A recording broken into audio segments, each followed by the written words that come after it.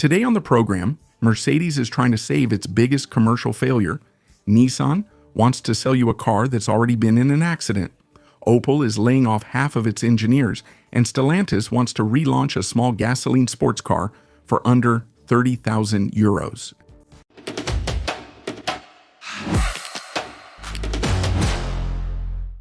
Mercedes is trying to save the EQS. And when a brand like Mercedes gives its electric limousine a major facelift, 5 years after its launch, it's not out of industrial romanticism. It's because the flagship made a lot of noise before sinking into a remarkably quiet career.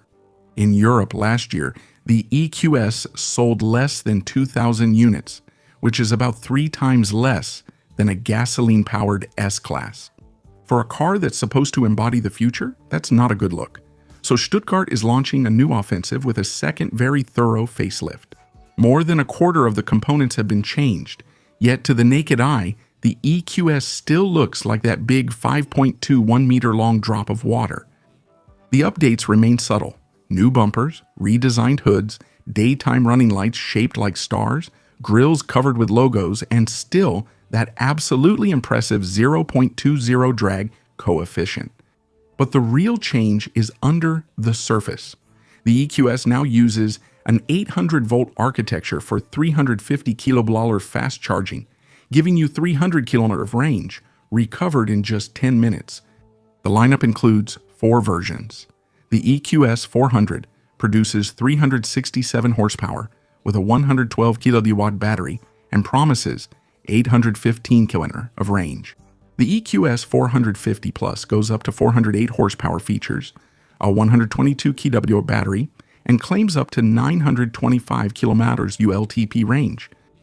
The EQS 504 Matic and 584 Matic with 476 and 585 horsepower respectively offer 875 kilometers of range, and for the 580 0 to 100 km/h in 4.1 seconds. And then there's the highlight of this new EQS, the steer-by-wire. For the first time at Mercedes, the steering wheel is no longer mechanically connected to the front wheels. It controls, the electronics execute, and the yoke-shaped steering wheel, a futuristic butterfly, will spark debate at the dinner table. On board, the EQS remains a technological palace.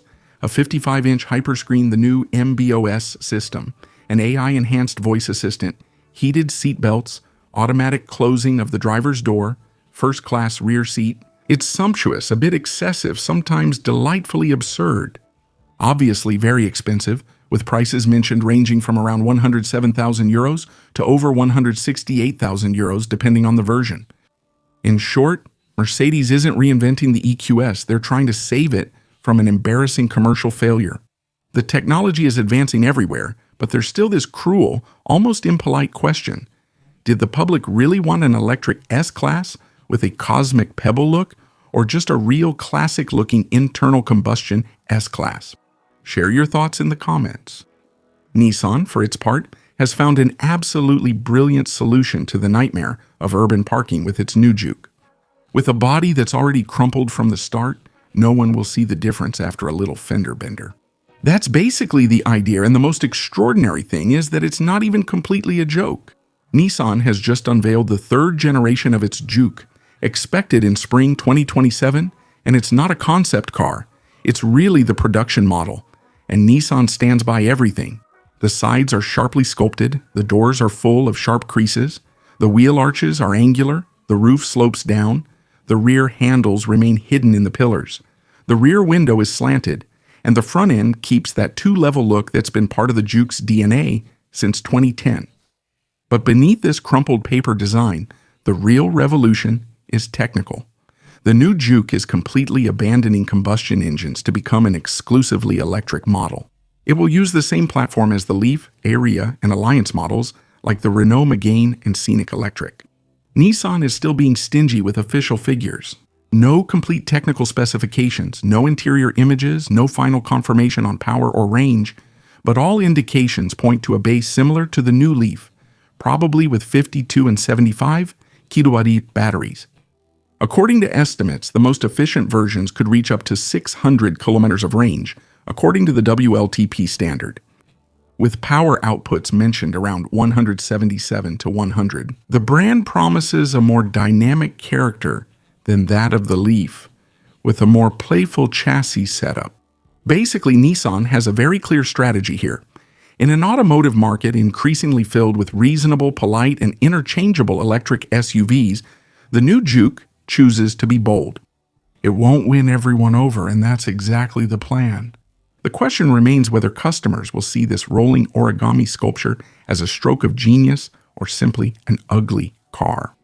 Then, when a manufacturer says they need to lay off 40% of their engineers to become more competitive, there's always a slight hint of absurdity. It's a bit like a Michelin-starred restaurant announcing that it's going to fire its chefs to improve the quality of the menu. And yet, that's exactly what's happening at Opel.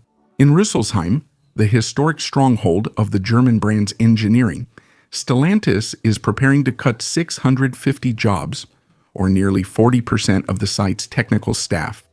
Officially, the group talks about reorganization, increased competitiveness, and strategic refocusing.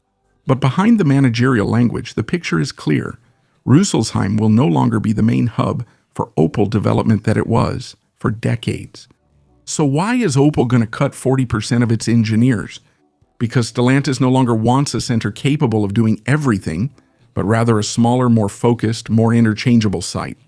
Rüsselsheim is to become a specialized tech center, refocused on Opel and Vauxhall, with a few cross-functional missions of technological value: driver assistance systems, virtual development, certain artificial intelligence applications, digital lighting technologies, and battery development for electric cars.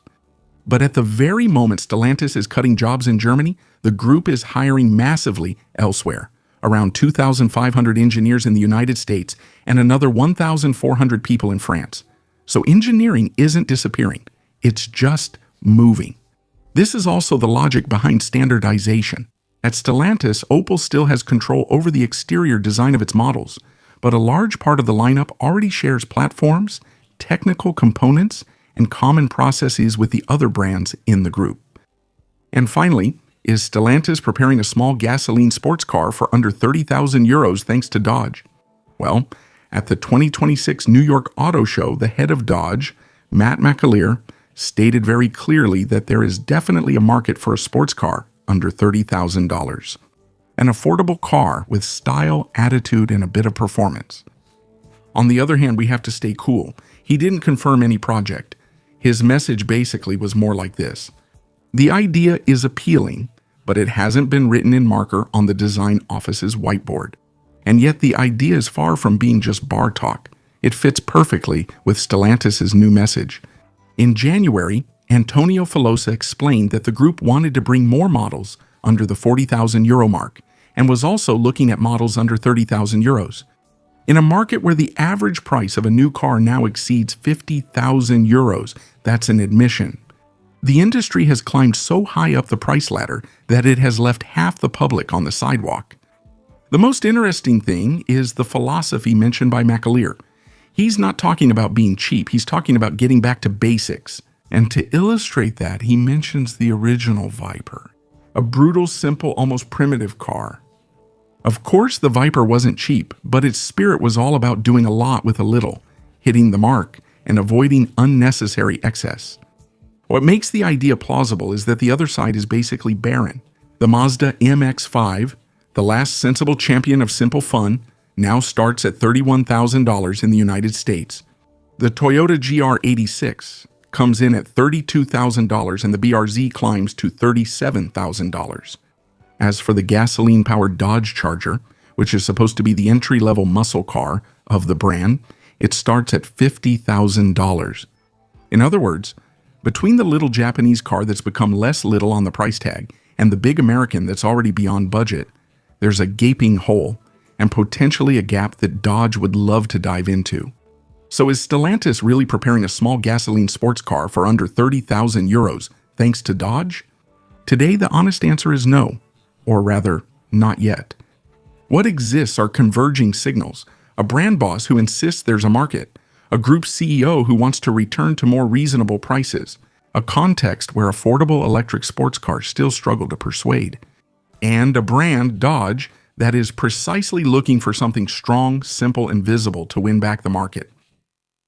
Thank you all for watching this new video. Feel free to subscribe and turn on the notification bell to make sure you don't miss anything. Bye.